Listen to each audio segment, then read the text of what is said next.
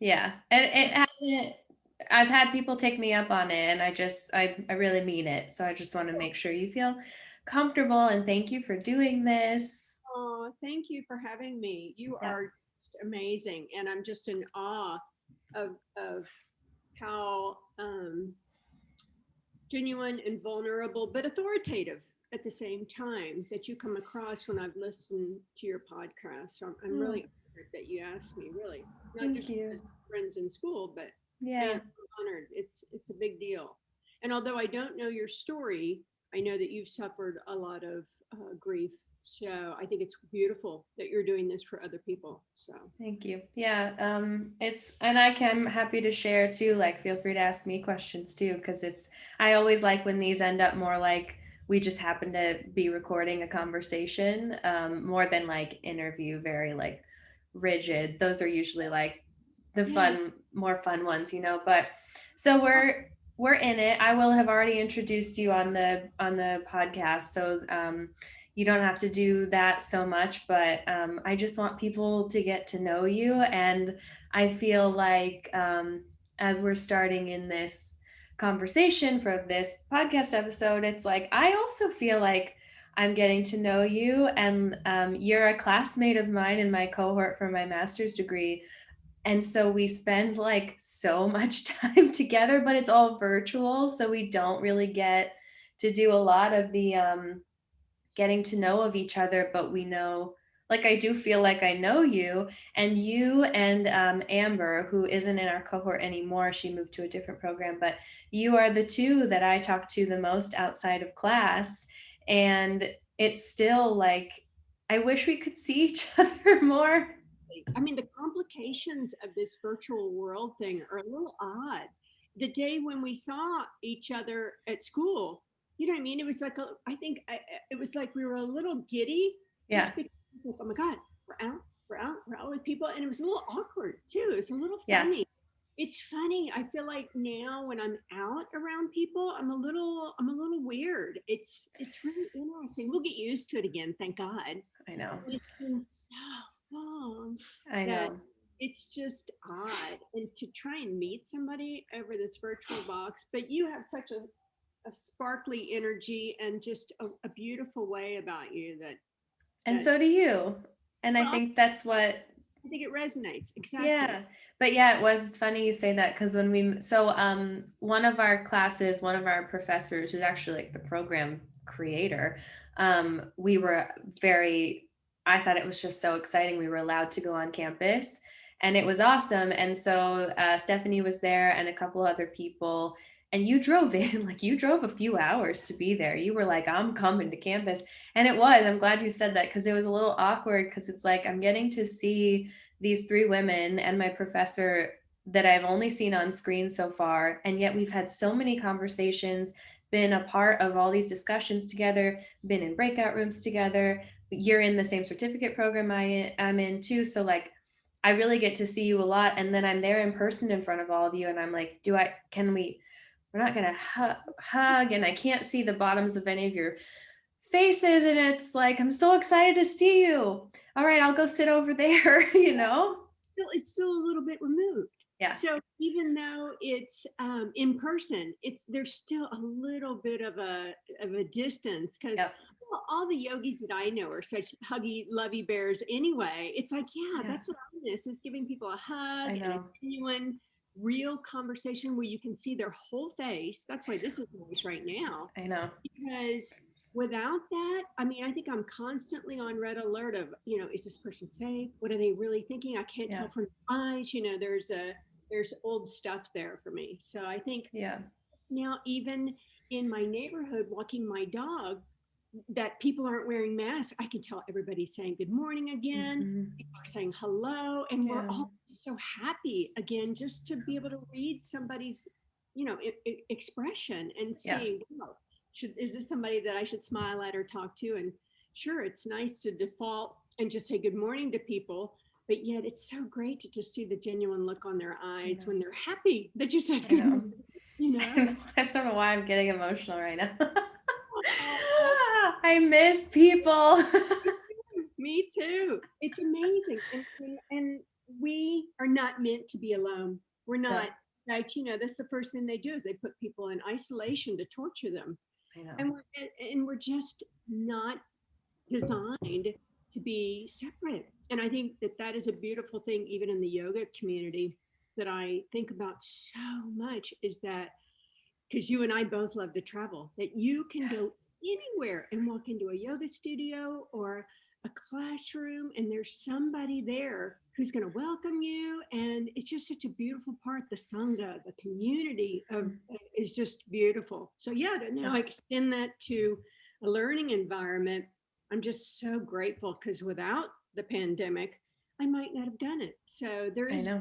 good things that we're going to look back and see that came out of this. And Yeah. even your podcast, you reach people in such an intimate, beautiful way that people had more time to do things like that than they Yeah. did before. So 100%. Yeah, and I want to I never have like an order of what things I want to dive into, but I do have my little notebook with things I don't want to forget to ask you or talk about. if I look away, No.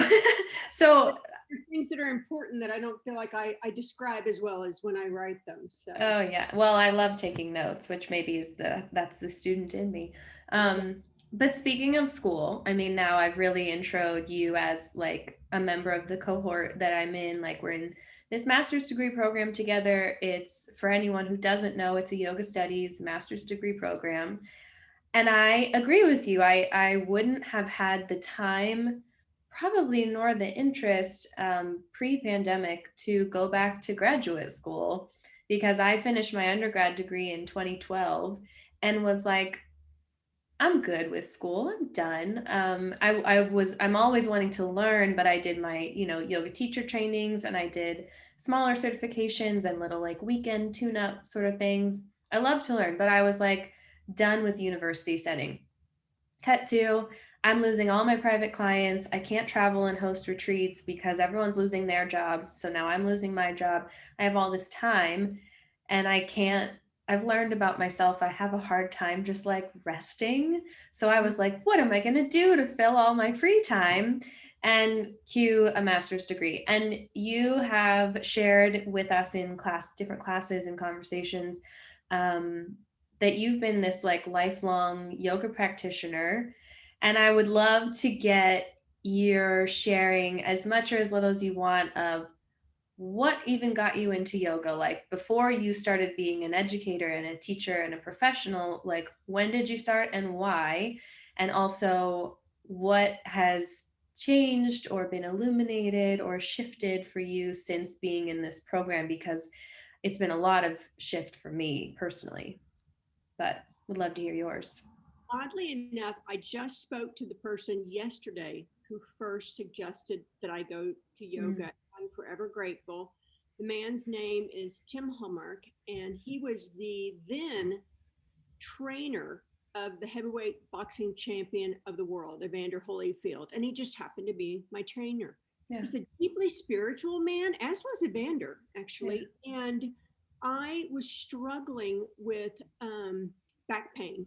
And Mm, as you and I both know, people normally come to yoga for either emotional pain or physical pain. mhm. And at the time, I was very high energy, very scattered.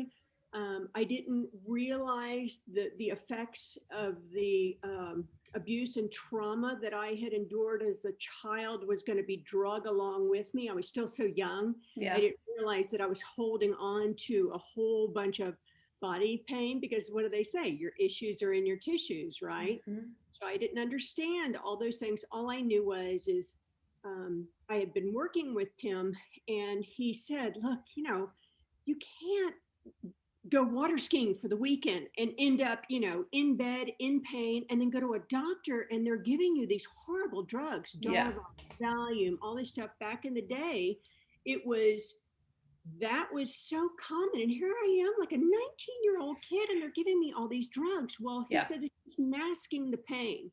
So thank God he said, "Look, what's your long-term plan there?" And I was like, "Well, what do you mean?" And he goes, "Well, you can't take that stuff forever." So he suggested I go to yoga.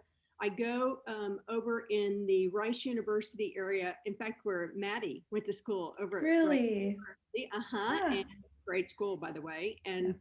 And I go in, and the professor was what most people at the time in Texas, they just thought it was crazy. He had, what people would say would be like a turban and the diaper. He only spoke in Sanskrit. He welcomed us into the Oh. room, but then he started going. It was a simple room with wood floors, no mirrors, Hmm. no music. And what was so amazing is two things. One, I left and my back felt a little bit better. Yep. And the next morning I woke up, and for the first time in my whole life, I woke up and I wasn't in pain. We get we get so used to being in pain that some people can't even experience, they don't even know what it's like to be out of pain. And I'm Yep. talking about emotional too, you know. Yep. And so, cut to years later, because I was hooked from the get go, and the deeper aspects of the practice are starting to unfold for me. I am more grounded and more present, and I'm sleeping good. And it was just so mind blowing to me. But yet, I was very fortunate um, over 40 years ago to bump into just this person in Houston, where people thought I was insane for going to yoga. They thought I was in a cult, and people Yeah. thought it was so weird, but I didn't care. All I knew was I felt better, but because he was traditional, he would even stop in the middle of class and we would check in with our bodies. He went through all 8 limbs of yoga and gave us the deep teachings from a very traditional perspective. And I'm so grateful for that, because that is what resonates with me still. Mhm. I struggle in classes now. I feel one of the reasons I got into the program is I'm not happy that yoga landed in the fitness box in the West. Me too. And it makes me sad, because I want people to get the yoga that I did a long Mhm. time ago. And it's just not being offered in many places. It is, but just not a lot. And Yeah. you get it, because when you find a system and a tool like this that works, but I don't know of any other tool that does all aspects of your well-being. Because, like, for instance, I used to be a runner. You go out for a run, yes, maybe your brain goes from alpha to beta, maybe you feel better, maybe you're relaxed and energized, but it isn't all the other aspects. There isn't the meditation, there isn't the self-awareness, there isn't, you just, it's a great exercise. Right. And so for me, I have not found another tool that can compare at all. And I used to have a wellness and fitness magazine for 15 years. I mean, I know of every body movement Yeah. thing that you can do. And for me, even though the asanas are new, and it's not only about the asanas were my gateway. I mean, or were the gateway for me to really dive into the deeper aspects of this ancient, beautiful system of living.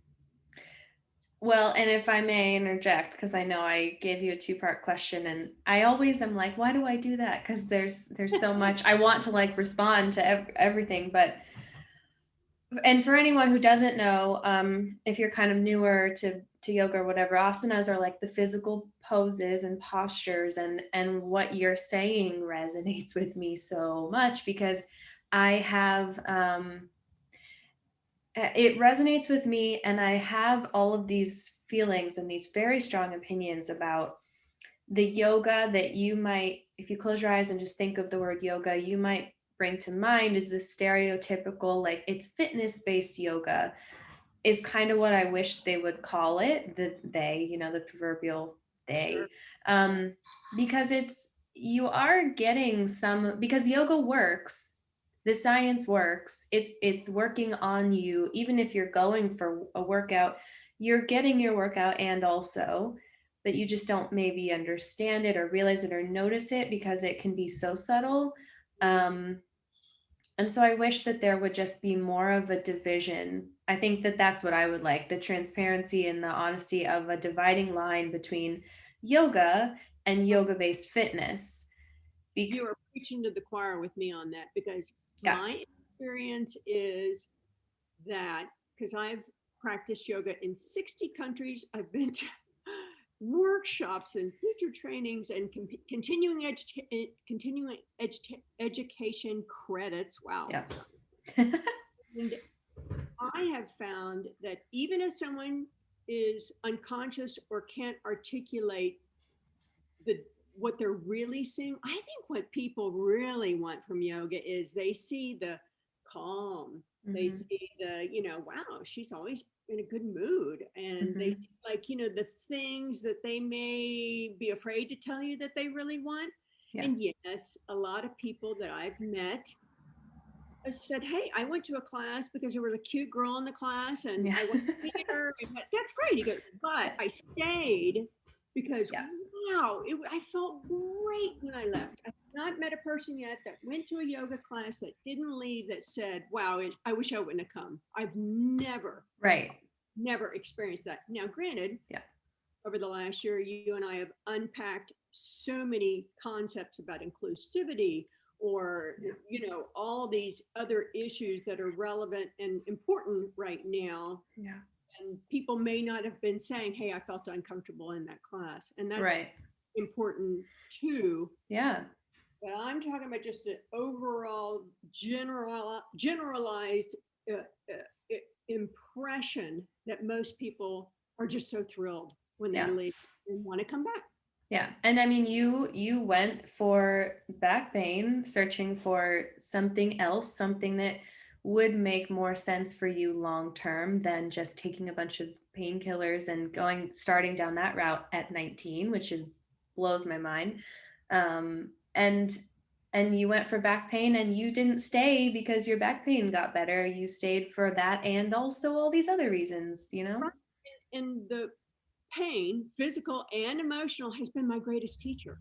Yeah. And looking back, it launched me into a wellness path, a lifelong wellness path, because in the first, 4 or 5 years, if I got busy or something would happen and I didn't go to yoga, I didn't feel good.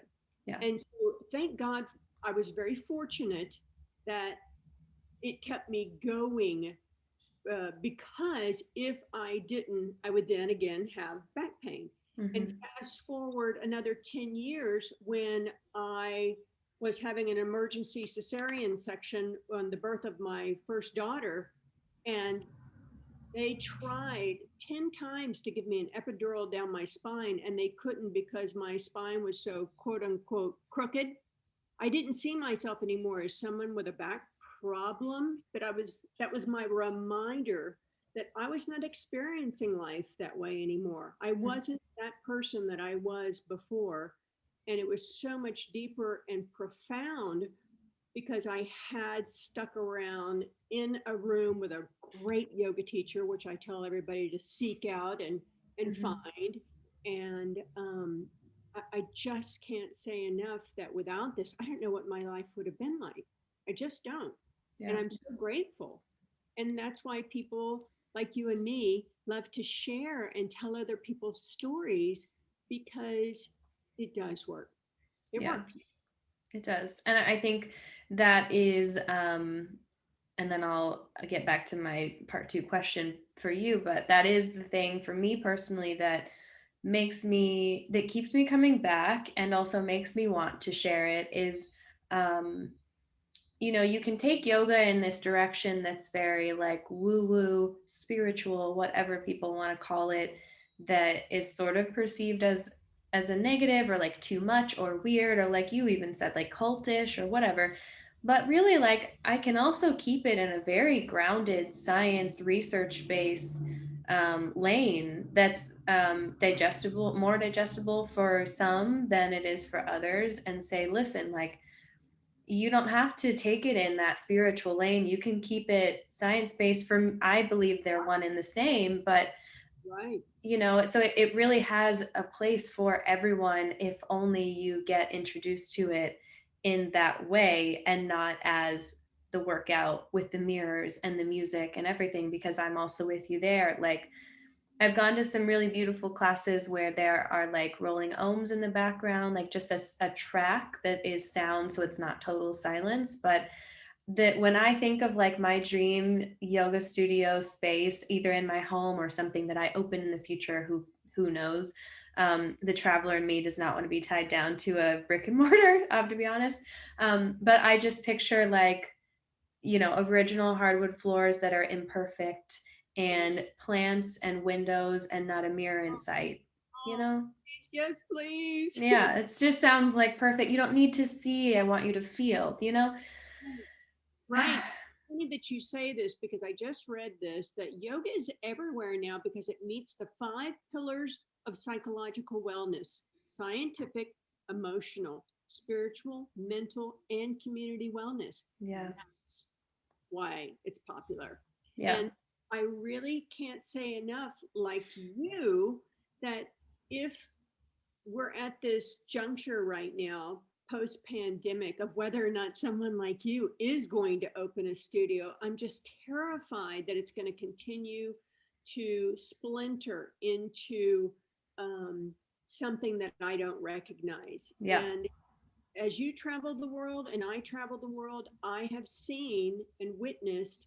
Yes, there are similarities. Yes, you can go to a yoga class anywhere because you kind of know the poses, Mhm. but yet other places they still start the beginning in a seated posture, chanting Om, and they close out with maybe, some type of poetry or some type of lesson or a Dharma talk, or, it's just, it's so varied, but Yeah. it's certainly not a 50-minute workouty thing where nobody talks to each other and they just burn in and, do their thing and burn out. And it concerns me. It really is. It upsets me greatly because I I think that suffering is a part of life, but I don't believe that we're meant to suffer. Mhm. And yoga is my tool to facilitate that. And there's so much pain and suffering in the world that I think that yoga is really a human rights issue. I think everybody should have access to yoga. Yeah. And yeah, you and I have talked a lot about that too in Yeah. class. And I I love that mean, our our program I do because too. we definitely dive deep into big questions. So Yeah, and it's not, yes. I mean, the certificate, especially the yoga mindfulness and social change, is a 100-hour certificate that we're doing aside, on the side of our master's degree. And I think every time we're in those sessions, I have a conscious moment of just, I'm so glad this is the one I chose, because you could have put we could have picked a different certification. There are like six or so, I think. And it just felt so timely and so right. I didn't even look at the rest. Once I saw that title, I was like, that's it, period. yeah, And accessibility, yeah, accessibility, we're both so tongue tied. Accessibility has become this like real focal point for me of wanting to be. And I know you just had Sandra, another person in our cohort, write for your blog about this topic, and we've had so many discussions about this topic right. of we as educated, well-to-do yoga professionals should be well compensated. We put a lot of time and a lot of money into being able to work with a person and do it safely and respectfully and correctly. Um, and yet I want to be able to work with everyone, whether they can quote unquote afford my rate or not. So I mentioned we have to present for that certificate program soon, and I mentioned last time I've built this like equity pay scale, which isn't a totally, yeah, it's not like a completely new concept in the world, but I don't see it much in America. But it's like a sliding scale that has a top half too, so you can pay at, below, or above my rate. And it's my way of trying to move in a direction of, yes, I want to be accessible to anyone, no matter what they can afford or not afford.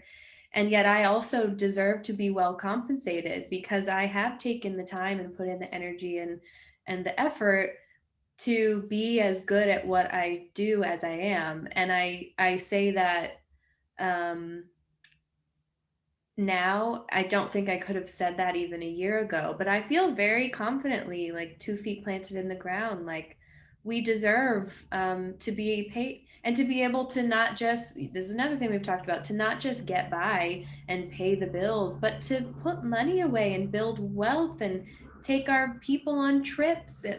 It's so, Things that we're talking about with yoga. If we take our yoga off the mat, which is the question that people always ask you, right? Oh my God, mhm, I've heard this idea of I take my yoga off the mat. What does that mean? yeah. This is exactly what it means. I support you. I hear you. I see you. I want to honor and validate for you that love and light do not pay the rent, I and don't. that you should be able to thrive, not merely survive. Because if so, it does not meet the principles that I have been taught of living yoga, not just practicing yoga. We live Yes. yoga. And Yes. I support you in that. And I believe that with enough people now talking about this, that we will find a solution. I Yeah. believe that.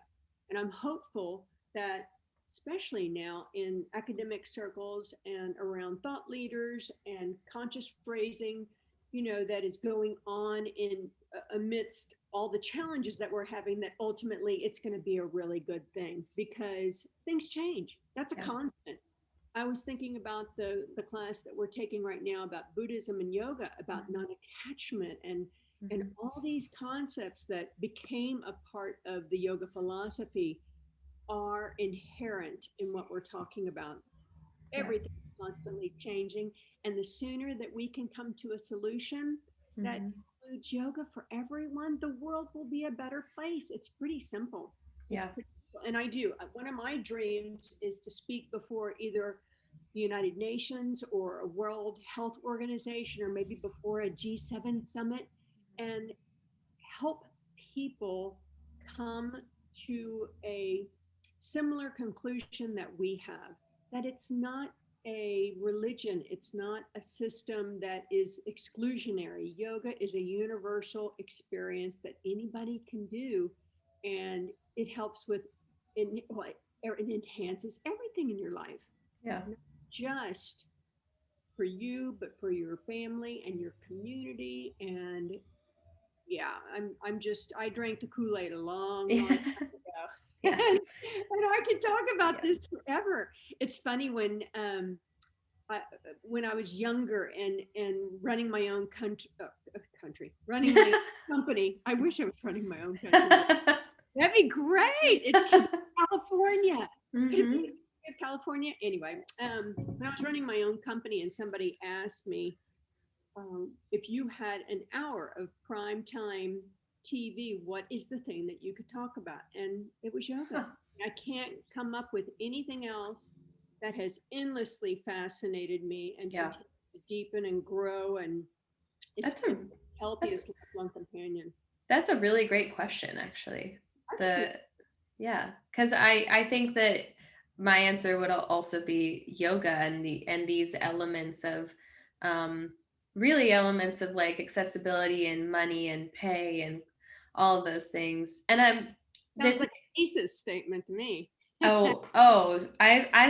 don't think this is so funny. I hope Dr. Chappell doesn't listen to this because because I truly I don't know anything about a thesis. I know that it's a longer presentation and paper, but like I don't really know what we're headed toward, and I kind of like it that way because like I'll figure it out. That's right. Living in the moment. Thank God. Something else we've learned from yoga, the mindfulness aspects and the power of being in the now. You can't future trip, man. You got No, to I just know. in the day, the I know. and it all, we're there, we're doing it. I'm so proud of us, really. I am too. I'm really enjoying the program. I feel like it came at the right time, which is just a testament to, I don't know that I would say I'm like, everything happens at the right time, the right reasons. Like, it's not that necessarily. I just feel like if you go with the flow and go with your gut and your intuition, and as cliche as it may sound, also like follow your heart a little bit and not overthink and use your head, I actually have you. There's no way you can make this out here, but this my husband and I go like antique, like Yeah. run around the antique stores around where we live a lot. It's like grab a coffee, good pastime. And this is called The Thinker. And it's a sketch of like a man sitting in the chair and where his brain should be, it just says think. And then it's like then there's like seven thinks and then there's 30 and then by the right side of the painting he's just all one word think. And it's I was like I have to have that because I love the frame and I love the message of just I can think myself into or out of anything. And I already do future trip quite a lot as far as the thesis goes, though. I'm just like, I'll get to it. But I'm I'm really I'm terrified to think about it too I much know. I because know. the the complexities around um, organized, structured. I'm multitask oriented. That's why I Yeah. could be a CEO of my own company. I do not put myself down anymore for Yeah. being scattered or high energy. I am multitask oriented. Yeah. Linear process, like when I put together my book, I mean, the linear process to do that was challenging for me because I'm better when got a couple of balls up in the air and going that way. Yeah. So it's great. It's also something that I'm thrilled that it's not an age thing. There's not a barrier to it if you Yeah. know sit down every day and do a little something. I'm so much older than you, and it's great to look and see that little effort every day produces huge results. And I think that's also a parallel of yoga is that a little something every day becomes a really big something. And people are so terrified that where do I start? Or you're right, if I think, down the road, no, just a little something today to feel Yeah. good will will go a long, long way, I think. So we'll get through it. Yeah. We have the support of each other because it yeah, the writing piece I'm gonna love because Yeah.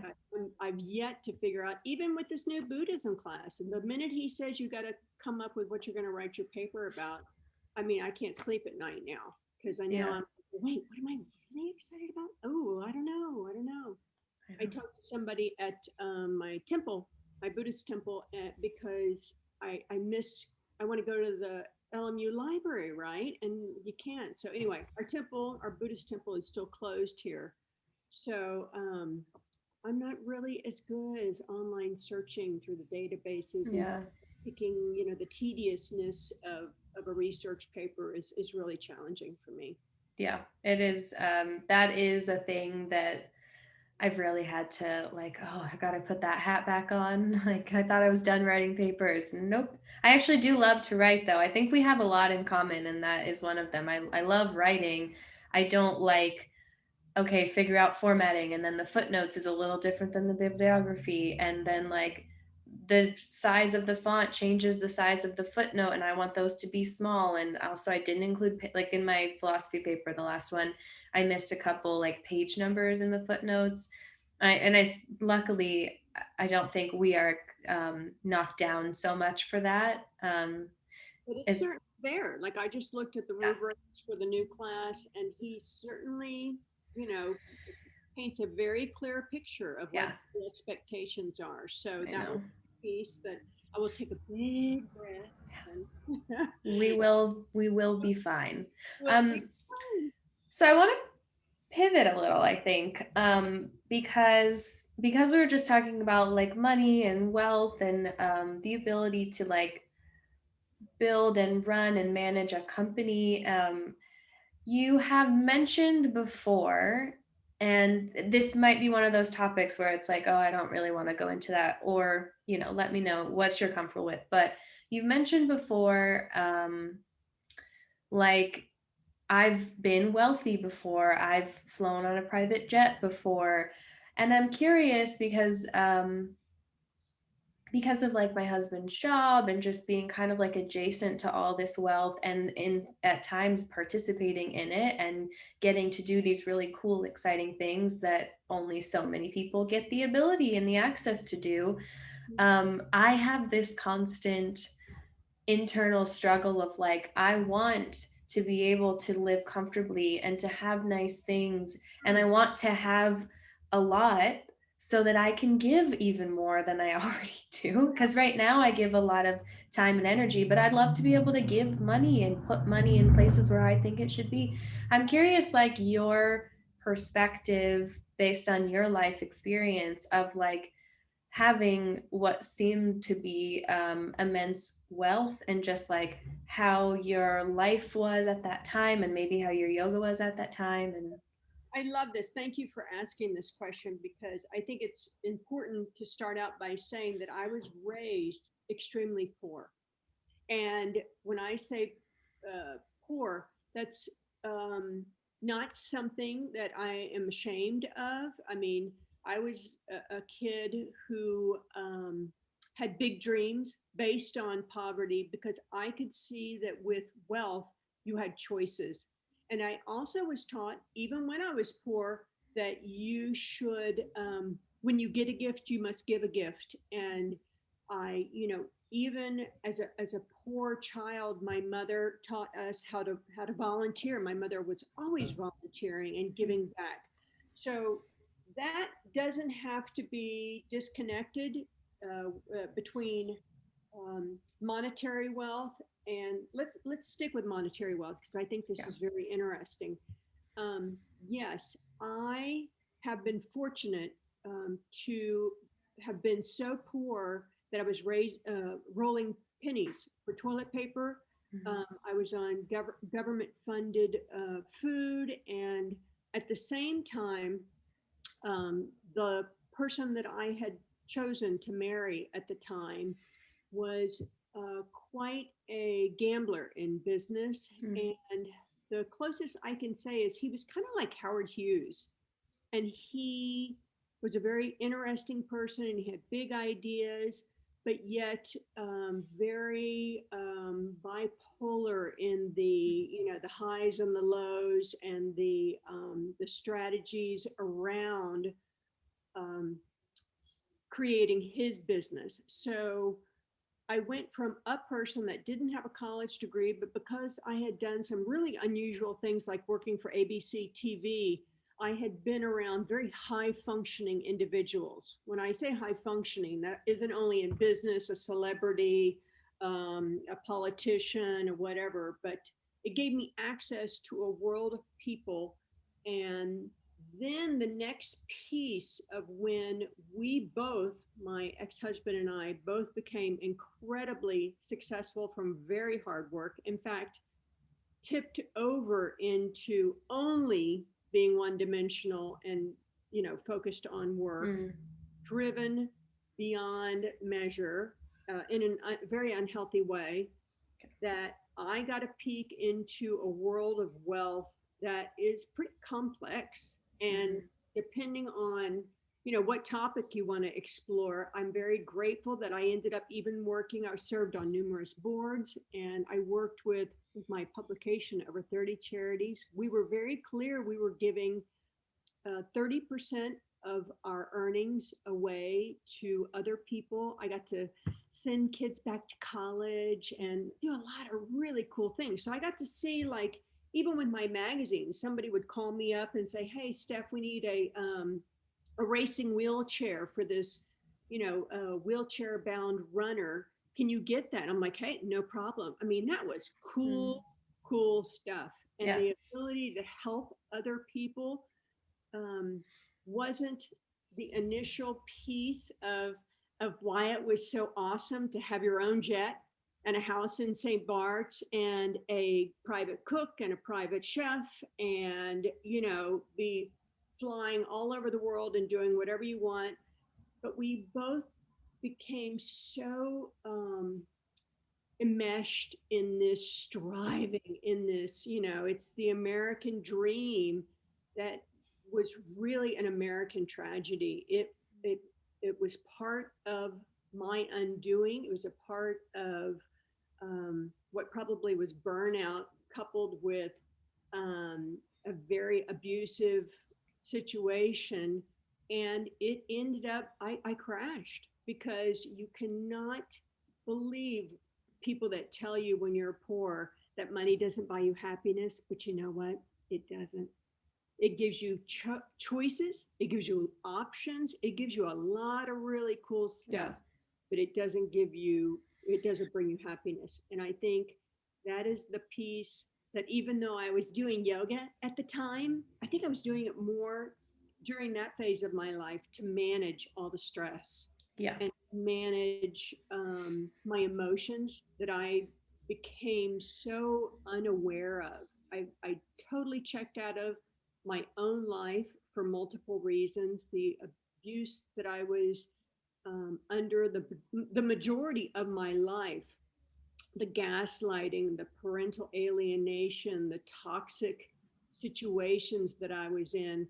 So from the outside appearances, it might have appeared like, we were quite the power couple. And I was, known as the health and fitness girl in my city.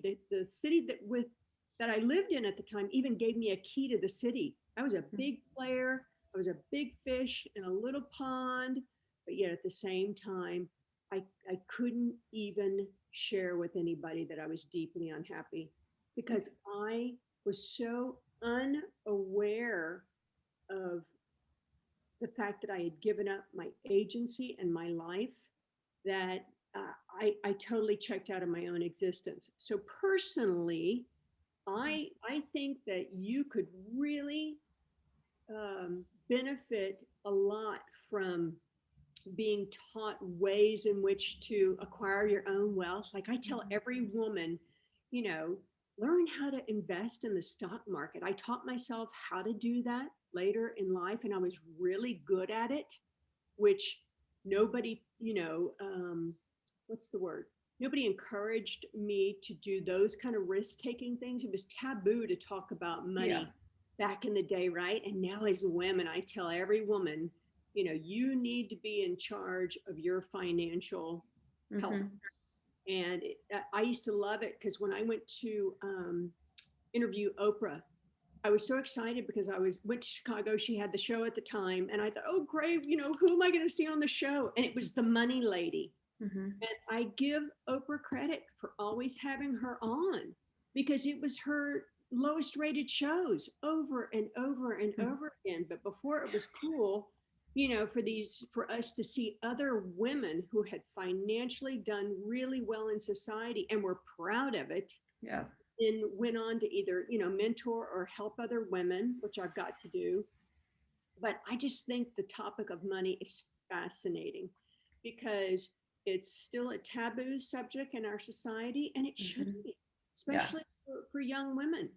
And I think that the parallel for me with yoga is I did not use the self awareness that I was gaining on my mat to then translate that into empowering myself to have the courage to get out of an abusive situation faster, Yeah. but no regrets. I mean, I had been conditioned from early on in my life to exist in a toxic situation. So once I finally got out and got help, um, now looking back, I see that, so many people exist in situations that are unhealthy. Yeah. And I think that's also one of the reasons that people really come to yoga is because they're in so much pain. There's so much pain bodies, and Mm-hmm. yoga does help with that. I think it helped me heal and transform and grow at a time in my life when I was scared and alone and frightened. And I just think that, everything that we can do to tell other people about, the yin yang of everything. Yes, it was fun to have the jet. It was, fun to have a house in St. Bart's. It was fun to have, parties every weekend and whatever. Mm-hmm. The ugly truth is I was living, with a mask, and I was hiding behind a lot of pain. And Yeah. so, you don't know what's going on in anybody else's house. You just don't know. And when I say that, I mean like, their mind, their Yeah. spirit, their body. And That's why kindness and compassion is so important. You just don't know what somebody else is going through on any Mm. given day, you know? Yeah. Well, and it's almost a parallel I could make to social media. Like you don't know, you're seeing someone's highlight reel. I know that's an overused phrase when talking about social media, but it's true. I mean, you only see what someone chooses to put out there and in the filter that they slap on it. Like, Absolutely. and literally or metaphorically speaking. And I want to remind people too. The other day, I saw something that I couldn't identify if the person was truly who they were even saying they were. I mean, I think we Mm, forget that. We talked about that in the very beginning of social media. Wow, you could put up a photo and and a name. mhm. You don't even know if that's really who that is. Yeah. I think, err on the side of cultivating your own feed is critical. You Yeah. know, you are what you click on, and boy, we know now it reinforces it. So if you are seeing a very toxic, scary, or feed that makes you feel bad, it's because you've gone down that road, and you can Yeah.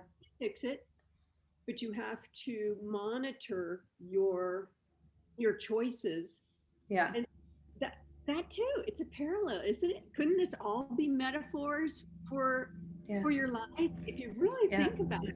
I love the social media experiment because I have met the most amazing, incredible people on social media, but I also am very careful. Each platform is different. Facebook totally freaks me out. I do Mhm. not like all the anger and the finger pointing and the one-upsman and the where am I at in life compared to you and the judgment and the meanness. I can't do it.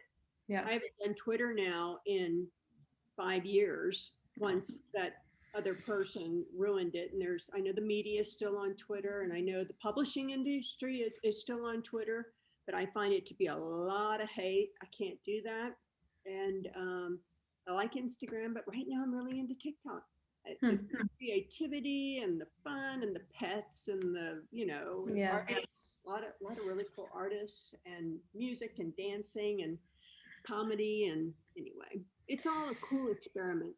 It is. It is, and and it's an interesting way to put it. Is it's an experiment that we are still in, and if you're using social media, you are a part of it. And I feel the more that we're learning about how social media works, like literally what makes social media work, is are these programs and algorithms and software and tips and tricks to get us to stay there and to live on the internet, and it's not a healthy way to live. Yeah. In fact, I'm thinking about doing a paper and perhaps maybe, I don't know if it's my thesis yet, but I would like to do something about the images, Yeah. about the idea that, like I had said earlier, I did yoga and just loose fitting clothes in Hmm. a room with other people. And although we were in a group, and yes, there's a dynamic of being seen by somebody else, this idea now that we've got images of ourselves, posed and Hmm. up for view and all. I think it's fascinating. Yeah. This performative aspect of yoga and presenting it visually. And now it's video, Yeah. whew, I mean, I'll say I struggle almost every time I'm posting with. I know that, I mean, every classical text that we have read together over the last year says, keep your practice a secret. And yet, to entice people to want to work with me and want to come to my retreats and come to my classes and to want to learn from me, I feel I do need to show people what I do and get them to be like, oh, that looks cool. I wish my body could do that. yes. And it's funny because I have friends in LA, and it's funny, people will say, there's really good actors, and then there's celebrities, and some are good at being one and some are good at being both. Yeah.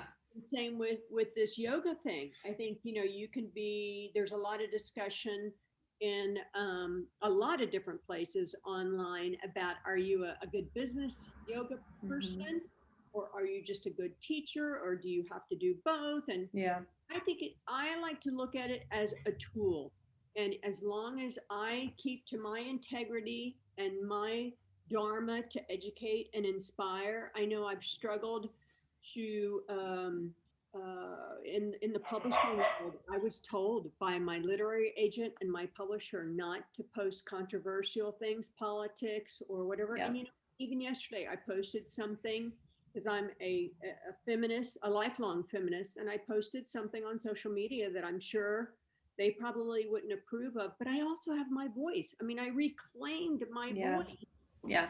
and I think that it's our responsibility to speak up when we witness things, and we're seeing that now. I mean, as much as the um, the trauma and the struggles and the violence that we've been seeing, as a Me Too person who Mhm. wrote about it before there was a Me Too hashtag, it was very hard for me to come out as a rape survivor. But it's important. I like the idea now, though, that we are talking and that we're digging around in really Yeah. scary stuff, but you still have to monitor and ask yourself, where am I getting my information, where am I getting my news, who am I surrounding myself with? It's all so critical. I know. And it's so disturbing when you see the statistics of young teens who are suicidal because of social media. I don't want to be a part of that. I can't contribute to anything that would be harmful to someone. So I keep my side of the street clean and make Mhm. sure that Mm. I'm doing my part to provide, Yeah. a place that I can express myself, but yet at the same time teach or educate or inspire. And as long as I do that, I think it's a really cool tool. I've met a lot of people online that then I go and meet in person around the world. Yeah. That's really fun. Yeah. Really fun because you see them and you're like, oh my God, like you've known them Mhm. your whole life. Yeah. And it's just been a little tile on your smartphone. That's I crazy know. fun. I know. I Love it. know. You said two things that I want to highlight before we move on and kind of wrap up, because if you can believe it, it's been an hour.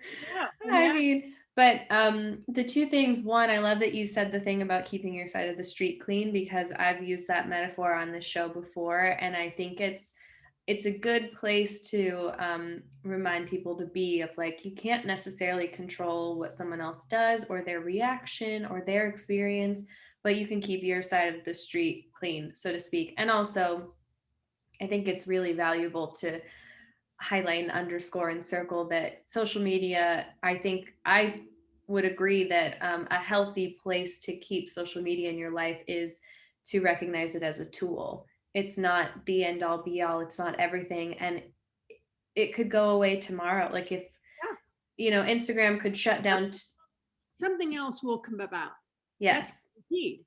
I Yeah. mean, something else is coming. It's going to. Yeah. And, And it goes with what you said earlier about change is inevitable. And but I've always been a lifelong early adopter. I'm part of a think tank group of trend forecasters out of New York City, and I like new stuff.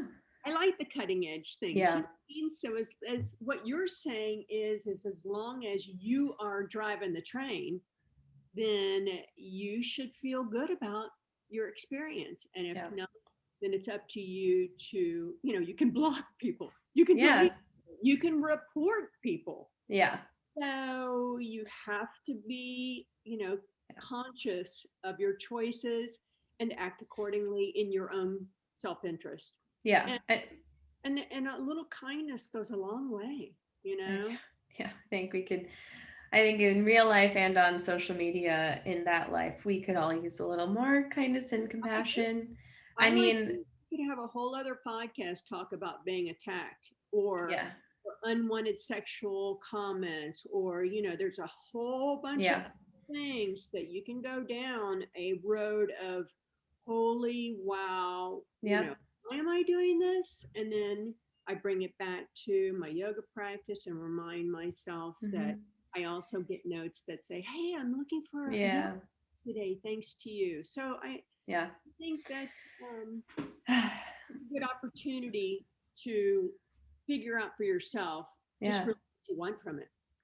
100%. And just like in anything in life, there are ways to place boundaries on social media. You should see the settings that I have enabled to make myself feel safe on there, because ultimately my life is not the world's to judge just because I put things on a social media platform. I still deserve respect and consideration Absolutely. and kindness. And if people won't just give that out freely, then I'll set boundaries in place so that you can't just come at me from all directions saying anything you want anytime you want, because as much as I don't want to be affected by that kind of stuff, I'm a human being Absolutely. and I Oh, am affected, and I don't, so the easy bumper sticker for me is my page, my rules. 100%. You Yes. know, Okay, I've officially taken you over time, and honestly, there is so much. I feel like I say this on like half of the episodes, but I really do mean it. So much I want to talk about that we didn't even get to, and I hope the audience doesn't mind, because this is also like a, a get to know each other for us. Like outside of small breakout rooms, we don't really get to do this because we're all doing school all the time. So anyway, I it's go ahead. important I say thank you Yeah. because I just love seeing you and experiencing you in class. And this has been such a gift. Really, I'm just so happy that we're friends and we're getting to know each other better. And I can't wait to see where this journey takes us. I know. I can't believe we're halfway through. Um, I really can't believe that. Okay, but I always end with two final questions that I ask everyone. One of them, please self promote, because you mentioned your book and I really wanted to talk about it and then I didn't. But any book recommendations, including your own, but any staples, they don't have to be yoga related. It could be your favorite novel, but just what are some books that you wish everyone would read? Oh man, I wish I would have known beforehand. I always that one's a tough one for Yeah. me because I have different categories of book. Um, wow, my yoga library is so big. Somebody will have to send me a note for that. Also, too, I'm on Goodreads, and I have Oh. my yoga choices on Goodreads. If you haven't been on Goodreads, I'm giving that a plug because that's like the Facebook of the book world. It's Mhm. cool. You can check out all my. I like a lot of writing books, like Writing Down the Bones, Bird by Bird. I took a lot of screenwriting courses at UCLA, so I have a lot of books for that. I love Mark Nepo's Book of Awakening. Oh man, I should have written down. I'm sorry, but please check out my book. It's called Yoga Wisdom: Warrior Tales Inspiring You On and Off Your Mat. It is on Amazon, and I'm really proud of the fact that it's won some literary awards because it took me 10 years to write, and I'm fascinated with the process of writing because I believe we're all writers, and I can't wait to read something that you've written. So. One day. Writing a book is, I feel so many parallels and connections to you. And again, I think those are some of the reasons that I was drawn to, like, oh, I want to connect with this person. Well, you're Even, eloquent and you have so much to say. I could totally see you doing a book. So we'll yeah, talk about that yeah, another time yeah. because I think you should. It's Thank you. an amazing process. It's hard, it's grueling, it's emotionally challenging, but it's also one of the most freeing things I've Yeah. ever done. I found that I had been writing under a censor and that is gone now. I feel Yeah. really free. So Yeah, I've had a lot of ideas, and because it's been like a lifelong thing. Like I was the kid in middle school who I started like 6 or 7 novels the first time I had access to a computer. And like I don't remember if I've told this story on the show before, but I wrote like 4 chapters of this like mystery novel about a girl who lives in this kind of creepy, beautiful ivy covered house, and I printed, I'll never forget this. I printed a chapter of the book, and to my mom and my brother Brenton, I took them the chapter, and was like, look at this chapter of a book I found online. I printed it and I wanted to see if you liked it too, because I read it on, I found it online. I didn't write it. And I wonder if you like it. Like, I wanted their opinion. I didn't want to admit that I had written it. So I presented it as like, I found this on the internet. Do you like it? Yeah, Which is probably like so easy to see through, but I don't remember being called that out for is it. so awesome. Well, I learned, even through the process of screenwriting that, I mean, I was probably perfect for LA because I am the most insecure person with the biggest ego all wrapped in one. Oh my So God, that's, that insecurity actually was, pretty terrifying because yeah, everybody has those messages in their head of who are you to do this, or I know. some idiot teacher somewhere told you that you couldn't write well and you believed them. Like that's Yeah, silly. yeah. Stream of Oh my consciousness. gosh. Oh my God. Right. The stories I could tell of being totally debilitated by an adult telling me I wasn't good enough at something when I was a kid would We got to fill a talk book. about that another time too. That's a whole thing. But anyway, okay, final question, then I will let you go. And thank you for allowing me to go over a little bit. And this one is kind of very broad. It's simple or complicated, depending. But I just like to say, if everyone has listened to this and kind of been cleaning their house or driving and sort of half paying attention and they forget everything else we talked about, what is the one final takeaway message you want to leave people with? Oh, that's a tough one. I think that it's important, especially on a podcast called Yoga to Cope, that you remain steadfast in your commitment to yourself to live a life of limitless potential. Yoga has been my tool to do that. And inevitably, we're all going to come up against some kind of insurmountable challenge. And it's unavoidable. It's a part of being human. And I think that through yoga, I have enabled um, or I have given myself the great gift of loving myself just as I am. And I think that we're all perfect just as is, but we listen to so many voices outside of ourselves that tell us we're not, Mhm. and that's wrong.